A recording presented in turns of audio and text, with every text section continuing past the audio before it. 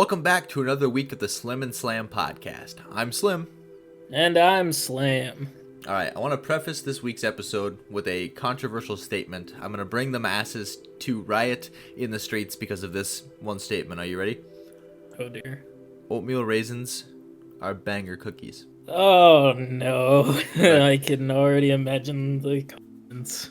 Dude, all I'm saying is, girlfriend's mom made no-bake cookies that are oatmeal raisin, and I've eaten like 35 of them in the last 10 minutes. Oh my gosh. Quite possibly the greatest cookie of all time. I beg to differ. I mean, I will go for a good oatmeal raisin cookie if it's available, but it's not my first choice. Look, all I'm saying is, if you get it soft and chewy, and you can kind of you just feel it like fall apart in your mouth, but not in a crumbly way, like it bends when you bite it, that is a premium cookie, man. That is a premium cookie, but oatmeal raisin is still not my first choice. I like oatmeal raisin. Okay, so what's your top cookie choice then? My top cookie choice would probably be either just the plain chocolate chip. Can't go wrong with chocolate chip. Or I'm really a fan of the white macadamia. Dude, you're boring. Those are boring cookies. Oatmeal raisin's boring. What are you talking about? Where was the monster cookie choice, dude? Something like I that. haven't had a monster cookie in so long. Yo, my favorite cookie is with a firecracker in it that's lit, so when I bite it, it explodes my jaw. That's what I was looking for. Okay. Alright, I won't, I guess I'm just boring when it comes to cookies. There's nothing wrong with chocolate chip, though. You gotta be. I mean, I suppose, right? Like, there's nothing terribly wrong with it, but I feel like you probably could have picked something better. I could. The I can't think of the name. It's raspberry something. It's a cookie from Subway. Oh, I know what you're talking about, like the pink and white chocolate yes. one. Yeah, those ones not are bad. good. All right. I just don't have cookies. Now that I think. Oh, you are cutting out, man. What? I am not cutting out. You are cutting out. I think you Never. might need to lean into the microphone a little bit. I will lean into the mic. Well, I guess we'll see if our cookie bit is salvageable. This is. Oh man, you're still doing it. I don't know what to tell you. I'm right next to the mic. Weird. I don't know. It sounds Maybe it's fine. something with Discord? Could be. Well, you know what fixes problems like these? Oh no. Money. There's no problem money can't fix if you have enough of it. I agree. This is not a false statement. How do you feel about that transition? Pretty good, huh? That was a pretty good transition. However, I don't have the sums of money to fix my car. Well, and I could use those. Imagine if I had a couple ways for you to make money right now. Lay it on me. What pyramid schemes do you have for me today, Slim? Okay, so pyramid schemes, that's the second half of the show. So oh dear. What we're going to do today, folks, is we're going to talk a little bit about some of the ways you can make money that we've experienced and some of the things that, you know, money affects us with in our current life and some of the things we're gearing towards, stuff like that. It's just going to be a general money podcast. Okay, to preface this, none of the products or services that we're going to talk about, when we do talk about them, are sponsors of any kind. This is entirely of our own free will. There's none of that extra BS. We're not getting paid to talk about this, okay? Alrighty. Side note, though, that would be a good way to make money, would be to get paid to talk about stuff. So, yes. Okay. So first thing I want to talk about, it's been all over the news over the last couple of years because of the whole GameStop stock thing. Yeah. So yes, I'm going to talk about stocks for a second. I'm sorry to you folks at home who don't like those. For those of you who do, diamond hands, hoorah. But Robinhood is the app I'm talking about. There's a lot of them like Robinhood that we're going to clump together here. So what I'm talking about is those apps that have a sign-on bonus that if you get a friend to sign on, you get a free stock from a pool. So, you know, you can get like a Ford stock or, whatever. They got a pool of stocks you can get from. And the whole thing is it's a gotcha, right? They pull you in with a free stock and you invite your friends and it's free advertising and free expansion of their market, right? Yep. So there's like Robinhood and Webull are the two that come to mind. But there's a lot of stocks that do that. And the same thing applies in the crypto market. But we'll get to that in a sec. But the thing about these is you can have multiple brokerage accounts. It's legal to do so. And so you could sign up for all of these apps and invite the same friend for all of those apps and receive free stock for all of those apps. So you could basically sign up for these apps, get 5 or 6 free stock and 5 or 6 for your buddy, and just hold on to those. You just practically made money out of thin air. Or trade them and get something. Something different. Yeah, well, and the thing is, most of those typically have a trade ban of a certain time, kind of like Steam skins. If you ever dealt with Steam, the game marketplace, you can get real items for games in that hold real world value, and there's a trade limit or a trade timer on it before you can actually utilize those in the market. Same thing with the stocks.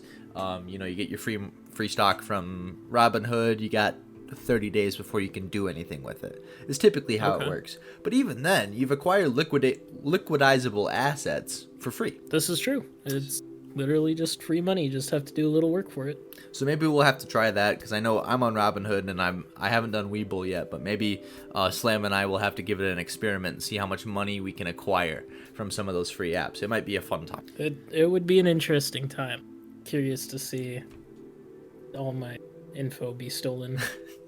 Okay, so let's say theoretically that's what we do. Let's start from the beginning and let's make our way forward. Okay, so we've got all these stocks that we've acquired from these free platforms that we sign up for. We invite a friend. So now Slam and I both have like 6 stocks. Let's say we've got $30 in value. Okay, so our timer runs up, and we're gonna take our stocks and we're gonna sell them on the market. We're gonna get the liquidized value, and we're gonna keep that in the accounts of these things. Maybe first we move them all to a single brokerage account so it's easier to work with. So maybe we get all of our stocks in one place, something like that. Okay, so we've got 30-ish bucks to jump back into something here. Now, what we could do is we could get back on the market like good day traders do, and we could go jump out and get what are called dividend stocks. Stocks that pay back a certain amount every quarter or every year, because that's how they work. Okay. So we get a dividend account, okay? Let's say we get a dividend stock, I should say. We get dividend stocks that pay back $1 a piece on the stocks. So we take half of our money, so 15 bucks, put them in those, and let's say we were able to buy a full share, so we get a buck for every share we buy, right? So now we're getting a buck back, we got 15 bucks to spend. So we got some investments in place, makes a little bit more money off the top, and we got 15 bucks. What are we going to do with it? We're going to jump out to a site that I actually just started using. I love it to death. It's a lot of fun. It's called Fundrise, like Fundrise. And the way Fundrise works, a piece of real estate's available, but you don't have enough money to buy the whole thing. So you buy a piece of the thing, and then you're essentially buying a share of the real estate. Steven's out here buying timeshares. No, not timeshares. Don't get into that. If anybody calls you asking to buy an island, don't do it. Don't buy an island. Don't buy a boat. Don't buy timeshares. But if you buy a piece of, say, an apartment building, and everybody in it pays $400 rent, and you own like 2% of the building, well, at the end of the month, you'd get paid 2% of the income of the building. So, and that's a way to, another one of those ways to get a little bit of money. But we're talking small change around here, and that's fine. But that's an idea. I personally took that route, and I'm making a couple bucks a month, 10, 15. So if that's something you want to do as an audience member, that's literally the profile I took. That's the way I did it. There you go. That is certainly an interesting way to make money. I mean, it's not like it took you a super long time to get everything set up. And yeah, realistically, I did what, maybe an hour's worth of research on dividend funds, and I did some things like ETFs and stuff like that, but don't worry about that. I've obviously spent more than $30 in brokerage accounts, but that same concept and principle can be applied with a scalable amount of money, and you can make money without having a whole lot to start with. When I started my Robinhood, I started it in high school, which would have been 2016, 17. And I haven't actually invested any money in it until recently. And when I started and invested money, eventually, the value of the brokerage account was about $110. So I started from my original stock, I invited a couple more friends, and then eventually traded that up over the course of, 5 years now, to make it to $100. So it's not a ton of money, but I didn't have to put any money in. Now I invest a couple bucks here, a couple bucks there, maybe more than a couple bucks in a couple places. But I'm expanding that portfolio again, and that's the idea. Is your investment portfolio doesn't have to be 10 grand by tomorrow. Right. It's meant to be something that you have there for a later time. Right, and they've come out tomorrow. They've actually got things nowadays. If you don't want to do any of the research investing, you don't want to look at it. You want to put money in it and say, "I'll see you in 10 years," and you don't want to do a bond because bonds are slow and you can't touch them. Right? You can do. There's a company out there. There's a couple of them out there, but the one I know is called Betterment. It's basically automatic investing. You give it money and it goes and does its thing, and it says, "Hey, look how much I made today, Dad." That would be pretty sick to go up to your dad and be like, "Ha! Get more money."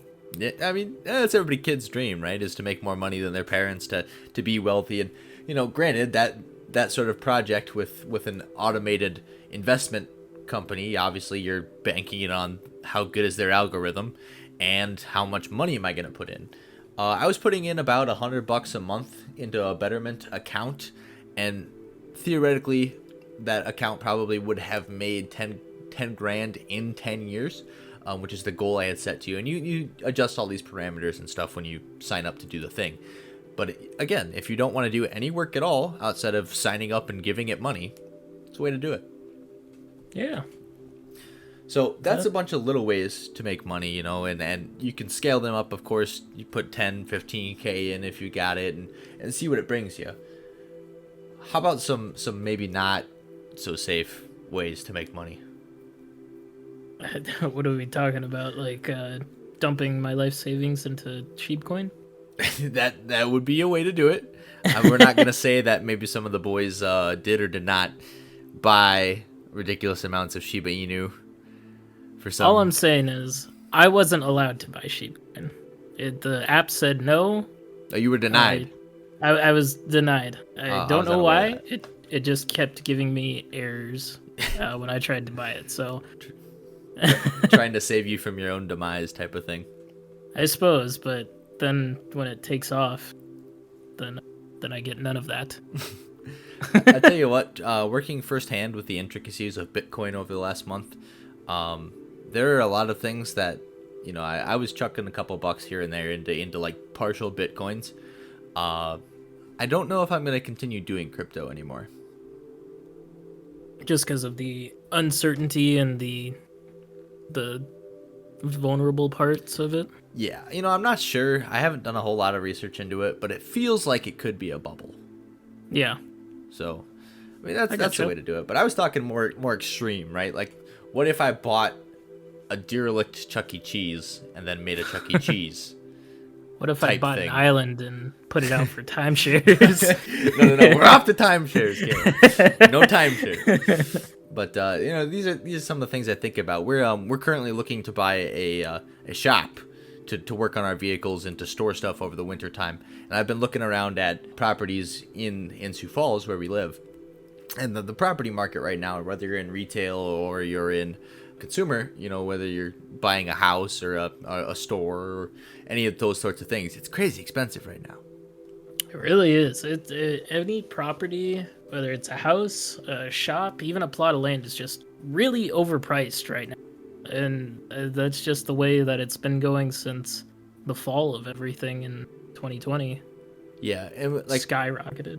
We found some properties that are like okay in price, but the problem is they're beat to hell.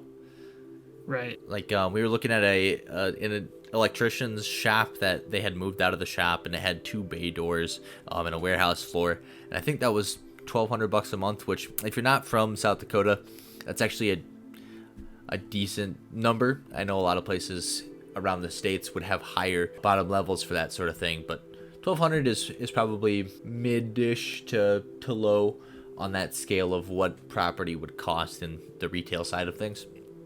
But even then, for something we're only using for a garage, we were probably looking at something at the $700 to $800 a month range just to lease. Now, if we were owning something and we were going to mortgage it out, not mortgage it, but if we were going to lease to buy, that would probably be an acceptable price because we would own the property afterwards. Right, and that's perfectly fine. It's just because then you can do whatever you want with it. You could start a business out of there. I mean, you could rent it out to other people. Well, that was the thing. I looked at all these properties, and my brain starts spinning. Anytime I do anything with money, my brain goes off the rails. I'm like, whoa, what if I did this, right? So I'm looking at this warehouse that we're looking at, and it has an office space in it. And I go, what if I buy Bitcoin miners? Now, this is a terrible idea. I don't know if you know You're the a little ROI. late to the train. The ROI on Bitcoin mining is crazy bad. It's like 10 years to get any, like, if you're spending a reasonable amount of money, it's like you have to spend a ton of money to start making any that you'd see. So you almost have to go into debt, and that ROI is crazy high. It might not be that way quite as bad as I think it is anymore, but it's still ridiculous. I mean, with the price of cards being so high, you got to get the servers to run it. The electrical bill is crazy high. I mean, you're talking, if we invest like $30K, how long before I get that back? Yeah, it's definitely a gamble. But I thought it, you know? And then the next thing I thought was, oh, I bought a 3D printer. What if I bought a bunch of 3D printers and we could just print stuff? Well, I have one 3D printer and I haven't sold a single print on it. By the way, if you want anything printed, let me know. Nice plug. But I could buy a bunch of 3D printers and do a 3D print farm. But again, I'd have to raise a customer base for it. Yeah, I gotcha. And it takes a while to get a customer base up too, so it kind of comes back to the thing of how long until it starts returning on your investment. You gotta look at the ROI and be like, can I survive without food for that long? It'd be ramen for a little bit. It's ramen now, man. It might be rocks and hamburger helper that's been sitting in the back of the cupboard for a little while. You have rocks in your cupboard? Don't judge me. All right, I ain't judging. Good. That being said, let's jump to a quick break, and when we come back, we'll talk about a couple more money moves you can make. Hey everyone, thanks for listening to that first half of the show. Before we break into the second act, I want to make you aware of a couple of things. First, we are running a promotion on our Twitter account. When we reach 50 followers, we will be giving away an advertisement in this slot for free to a lucky follower. If you are interested in that, check out our page at Slim and Slam Pod. That's SLIMNSLAMPOD on Twitter. Secondly, we're starting to take the clips that are cut from the show and compile them into some short form content for you, the audience. Take a quick listen right now. I mean, you don't want to go out. You never want to go out. This is true. I am perfectly comfortable playing my space games. Have fun and with me. I have fun being the introvert that I am. We have like 30 years to sit at home and play games. Come out to the bar with me now while we're hot. I'm not hot. Alright, well, I'm hot. Well, I'm decent looking. You have girlfriend, though. You don't need to show... It doesn't matter if I have decent girlfriend or looks not. She can enjoy me looking hot at the bar. She can enjoy you looking hot elsewhere. In front of a computer, perhaps. But I can't... Alright, first off, nobody looks hot in front of a computer. I don't give a shit who you I don't are. know. I flaunt my No, dress not- wear at work. You got the glasses halfway down your nose, the screen shining off them. You're like kind of in a half, like... The eyes are half closed, your mouth's open because you're thinking, that's what people look like in front of a computer. That's not hot. I go You're out right, to the you bar, I got my hat on backwards, my big old hoodie, my jeans, I got a You little bit can of see scruff, can see the depression in my eyes, the life choices that I've made to get here. and that's hot. Gosh. Thanks so much for listening to that clip for us. If that's something you enjoy, be on the lookout. Some short form content, including stuff just like that, will be on the way very soon in the coming weeks. That being said, let's get back to the show. All right, welcome back from the break, folks. We're gonna sidetrack away from the main portion of this podcast a little bit because I've just found out Caleb's girlfriend's name is Naomi, and I gotta talk about it. It's Naomi, get it right? It's And you were Naomi with recording an A. the whole time? Absolutely, I've never stopped. Oh, dear. Oh, no. Okay, so it's Naomi, but it's spelled Naomi. No, it's actually spelled Naomi. It's spelled Naomi. Yes. What color is she? Alright, I probably have to cut that. What kind of a question is that? Yeah, What do you you're gonna mean have I to cut that. What do you mean? What kind of question is that? I feel like it's okay to ask the ethnic diversity of a human being with a name like Naomi. The way you asked it was... There's no judgment about it. I just feel like I should know. She's Asian. There you go. What kind? Hmong. What does that mean? She'll have to explain it. She can come on here and we'll put in a segment next week or something. Alright, well, first off, I thought you said among, like Among Us. No, So, Hmong. am I meeting an M-O-N-G. imposter? Is she gonna come in a spacesuit? No, she's not gonna come in a spacesuit. Okay, well, But it's among, but without the A. It's M-O-N-G. among. No, M-O-N-G. Mung. Monk? Yes. No, it... God. I'll put Caleb out to fry here, man. We were talking about investments and timeshares before, and now we're talking This about... is important shit. I mean, alright, we'll move on, but Oh, no, I'm sad. I'm sorry, bro. We're not funny. I know. We tried, but we're not funny. We tried too hard, What were we but supposed to be didn't talking get so about? far. Oh yeah, I don't Linkin know. Park reference. Yes. Okay, what are we doing again? Who is this? That is a good question. What did you bring me in to do for this? What are you second selling? half? Chocolate. I hate chocolate. All right, now we're trying too hard. Look, man, I ran out of ideas. Did we just call We're it here? running- I got like 18 No, we minutes don't. of footage. We don't call it here. Damn, I tried. Man. I made a racial joke, I think, on accident. Oh no. We're off the rails, folks. Okay, so where we left off, we were buying property, looking for shops, that sort of thing, right? Yeah. Okay, so theoretically speaking, we could buy a shop. That's a thing. But one of the things I'm seeing pop up a lot is like front-end retail stores. Yes.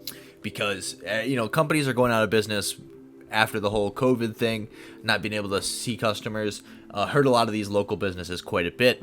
And so closed their doors, and now all these places are available at a pretty reasonable price. We're talking $2 to $3 a square foot max for some of these retail stores. Yeah. So I'm thinking to myself, I'm looking to buy a shop, but I could probably afford a retail store by myself.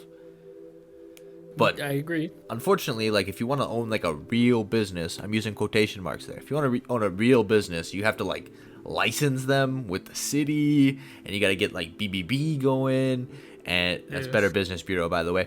And you got to get like you got to get furniture in the building and all this stuff. But what if you ran an illegitimate business out of said building? Like, what if I just didn't put a sign up, but left the door open and people came in and bought drugs? Holy cow. You know? We are going off there. I feel like I would make money. I feel like if you're gonna sell drugs, I feel like you don't want to be in a strip mall store. Well, yeah, but there's no because sign. then- There's no sign. They don't know I sell doesn't- drugs. Nobody knows It doesn't. that. It doesn't take much for the police to get tipped off and you get cornered because you have one exit in your building. Yeah, but they don't know, though. Nobody can tell, right? No, nobody would. Surely not. I think we invest heavily in selling vape products to children.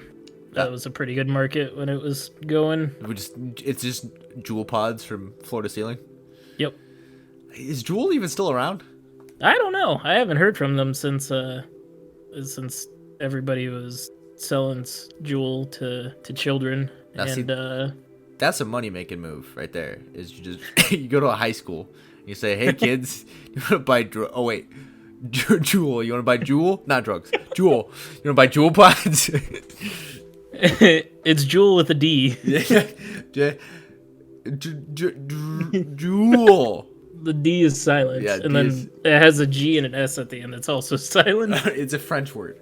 All right, well, hear me out then. Okay, so maybe closed store market type thing where we sell drugs isn't the move. But what if I get a retail store? I put a single picnic table in there, and I just order pizza, and people come and eat pizza. Sounds like a pizza place.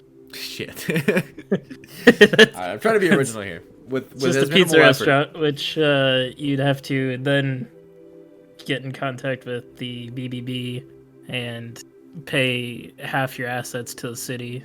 Damn, I gotta get a food license and stuff. You gotta get a food license, gotta keep the place clean. All That right. sounds like a lot of work. What if I just get a really cool thing, and I put it in the middle of the store, and people just come look at the thing? That, like an art exhibit or Oh, you mean like a museum? Yeah, exactly. a retail store museum? It's It's just It's literally just a Civil War cannon. If you pay me $6,000, you can shoot it out the front of the store.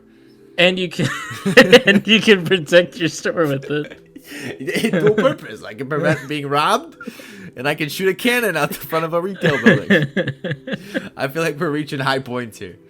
Okay, let me put it this way. How hard is it to run an auction site? Because those have been picking up a lot since 2020. I feel like it can't be that hard. You build an auction. You could probably go to I could get a Fiverr guy and be like, "Hey, build me an auction site." But what do we auction? That's the real. Oh, you know what? We go buy couches and shit off of Marketplace. We flip them into the auction. We're just a Goodwill on the internet. Eh? Does Goodwill have a website? Probably. I don't know. Goodwills just exist, and everybody seems to know where they are. And so I feel like they don't need website. Yeah, Goodwill was actually an attraction in the town I grew up in because there wasn't a whole lot to do. But one of the things you could do to kill time was go spend an hour at Goodwill looking at all the weird shit. We actually just had, because my town was so small, and I lived out on a farm, so that it was the town near me. It was actually just, they drop off a semi-trailer, and anyone around the town could come and drop off stuff. They fill up the semi-trailer and haul it off to the next town. Yeah, ours did something similar. Yeah, I grew up in a town of 1,500 people, and right next to it was a town of 18,000 people. And the Goodwill was in the town of 18,000 people. So, you get the semi-truck at school, and it would ship stuff off. There you go. That would make sense. What are you thinking you could auction? What is your plan? I don't know. Like, South Dakota, I'd say guns would probably be the easiest thing, but then you gotta go down the hole of getting licensing for that. Or what if we just make a gun shop? Like, we've got, what, 2 or 3? Guns? Yes.